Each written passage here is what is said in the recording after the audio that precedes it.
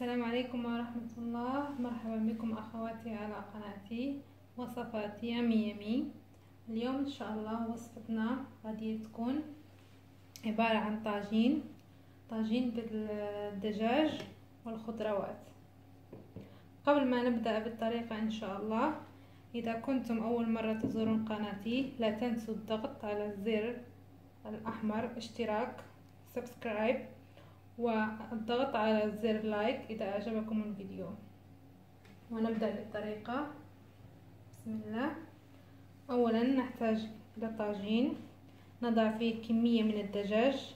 بالنسبة لكمية الدجاج حسب عدد الأفراد الأسرة. نضع الدجاج في الطاجين.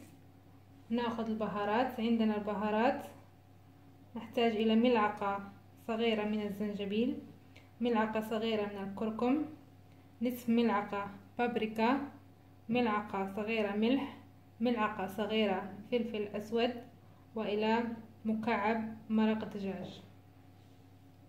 ونحتاج إلى الثوم مبشور والكزبرة والبقدونس والخضر. بالنسبة الخضار يعني هذا يبقى اختياري، كل واحد حسب ذوقه.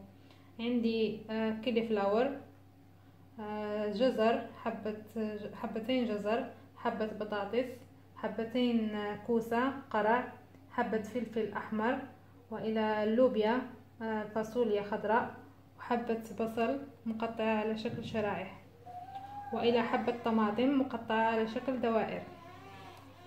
نبدأ. بسم الله. نضع البهارات على الدجاج.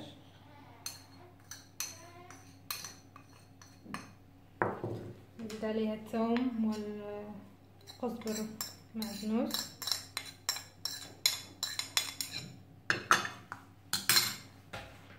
ونضيف عليهم الزيت. طبعا الزيت هذا حسب انتي عينك ميزانك.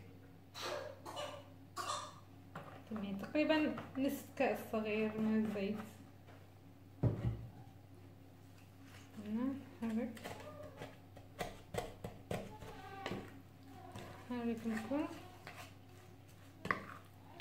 نحرك الكل جيدا ونضعه على النار.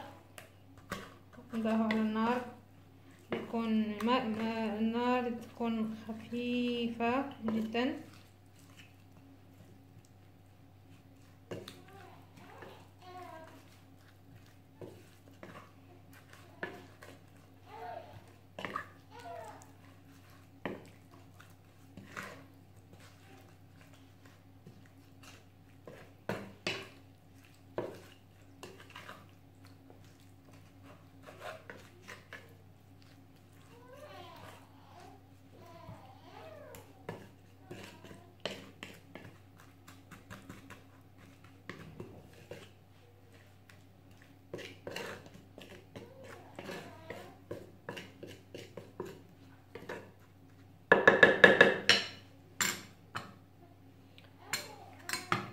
نزيد البصل، حبة بصل،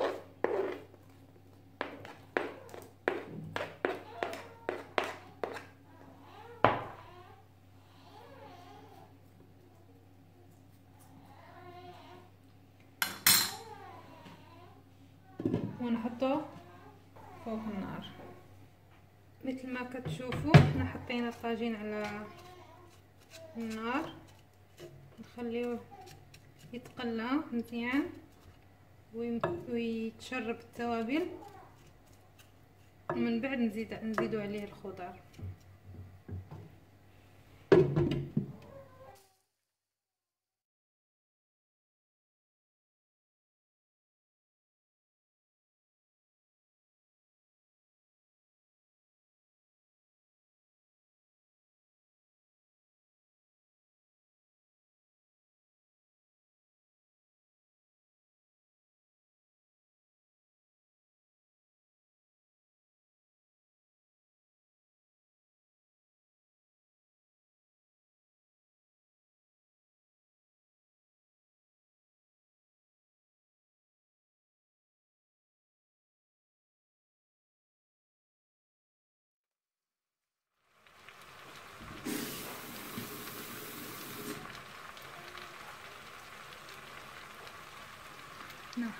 عندنا كأس ماء،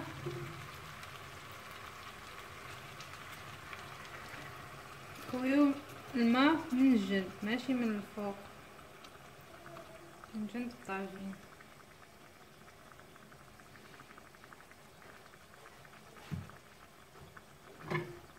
ونغلقوا عليه ونخليوه تقريبا نص ساعة.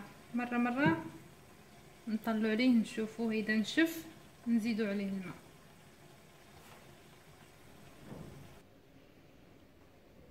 وها هو الطاجين ديالنا واجد، كيجي على هذا الشكل. زينته بالزيتون ورشيت عليه شويه الزعتر، وها هو الشكل النهائي. جربوه، كيجي لذيذ بزاف وفيه عده فوائد لانه كيتكون من الخضر. طبعا الخضر معروفه الفوائد ديالها، كيعجب الصغار والكبار. وان شاء الله تكون عجبتكم الوصفه، وما تنساوش الاشتراك، دعموني بالاشتراك على القناه وبالضغط على زر لايك اذا عجبتكم الوصفه. والى اللقاء ان شاء الله مع وصفه اخرى.